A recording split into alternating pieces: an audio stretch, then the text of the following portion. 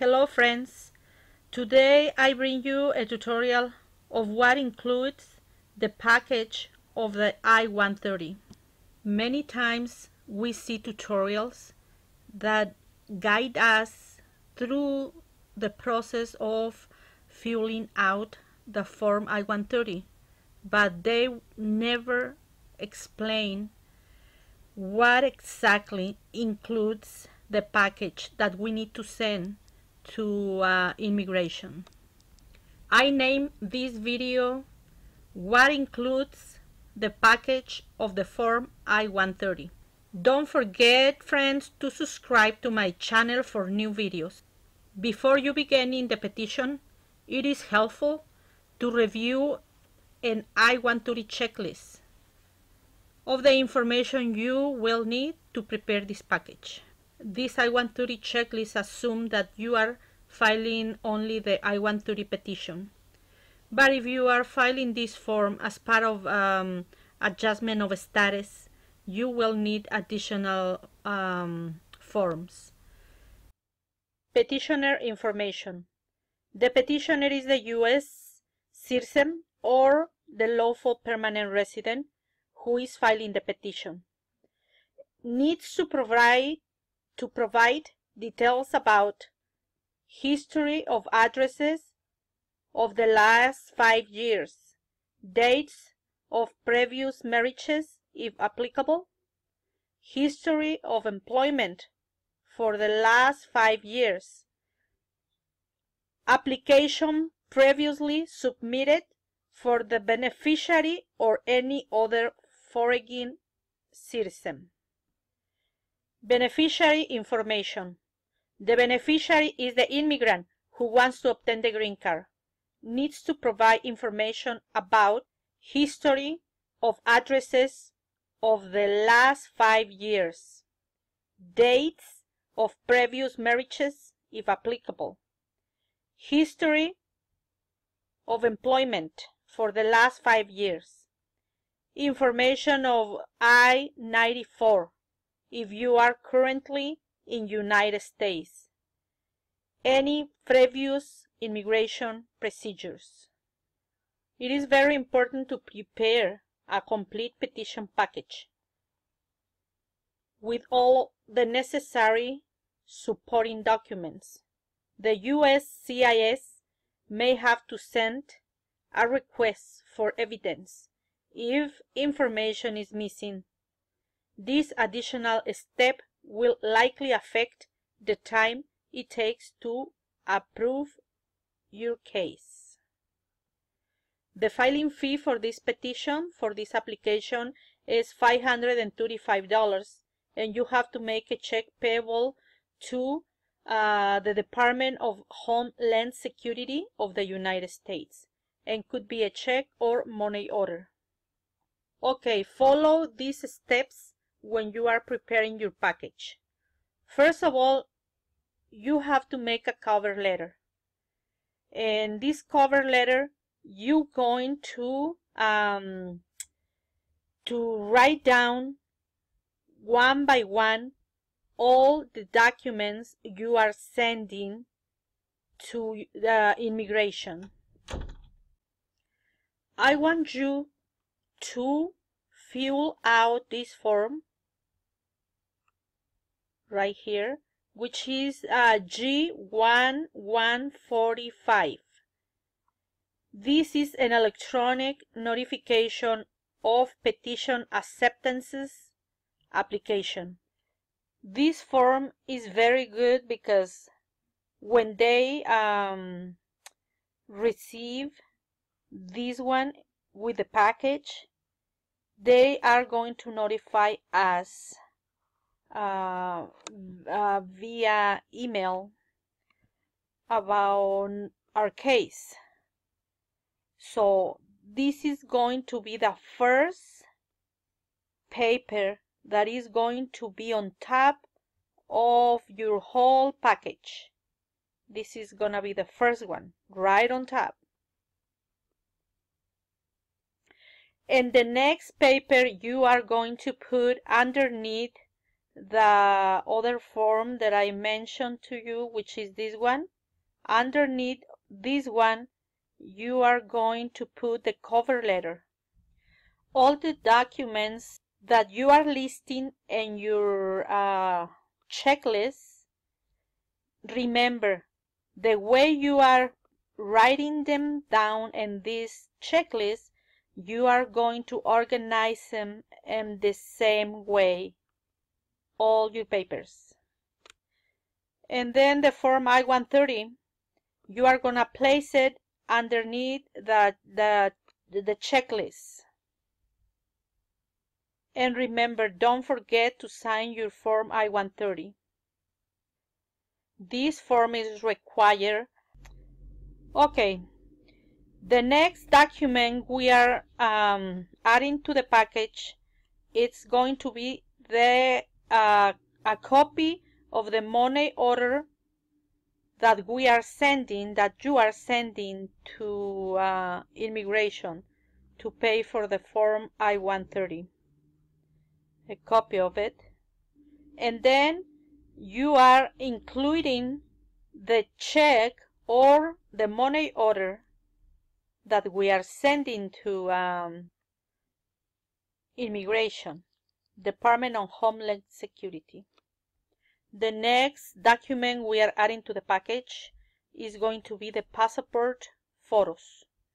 Present 2 color photos of the passport type, petitioner, and 2 color photos of your spouse. Take within 30 days of submitting the petition. The next document is going to be the birth certificates. A copy of the birth certificates translated into English. The beneficiary and the petitioner.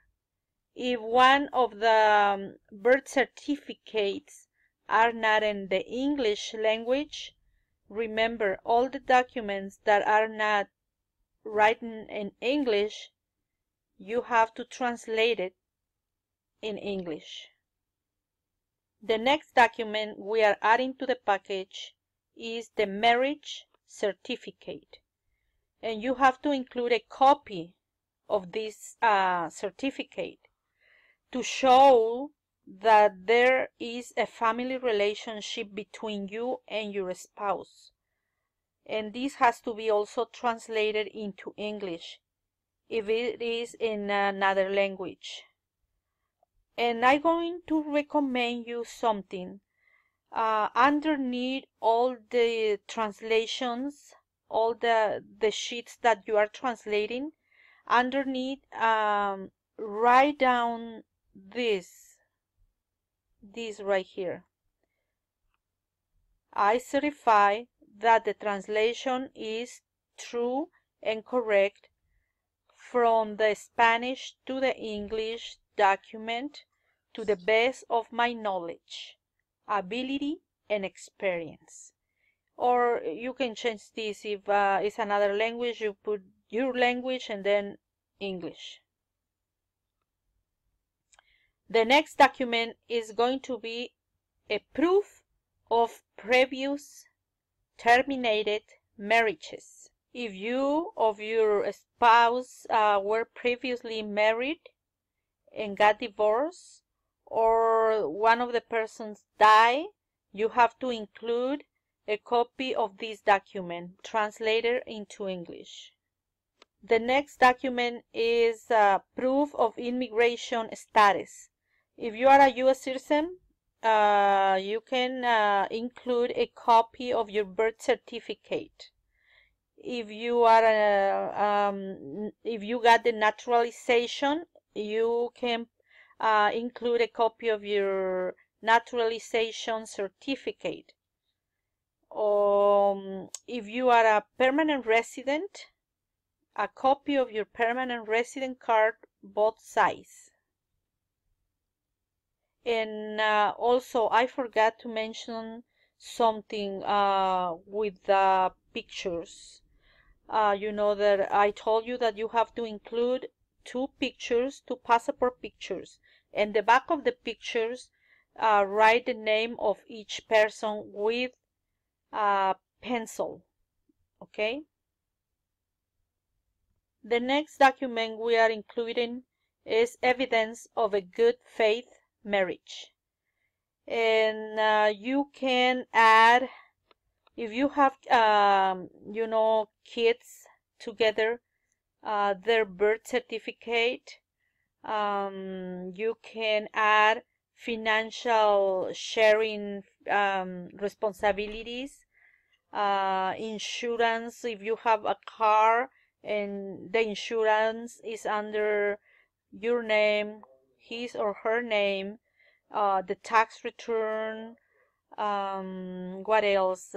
If you are separate, like you live in the United States and your spouse live in another country, so you can add like phone calls that you guys have, copy of those, or text messages, or Facebook messages, or if you fly to see your spouse, a copy of the tickets, the airplane tickets. Okay, so all the documents that the civil documents that were in different language that you translate into English, you are the person that did all the translation. It has to put down, like underneath the page, it has to put this information: date of the translation, name of the translator, signature of the translator, address of the translator, telephone number of the person translating these documents. And now that we have all the documents well organized in one single package, we are going to buy a big envelope so we can put all the papers inside that envelope. Don't fold any documents, please. They have to be straight out. And then put them into the envelope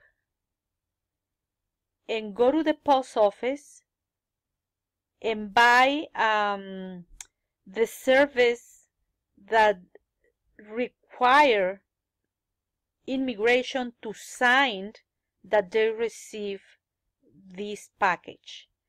That way you are completely sure that they got your package.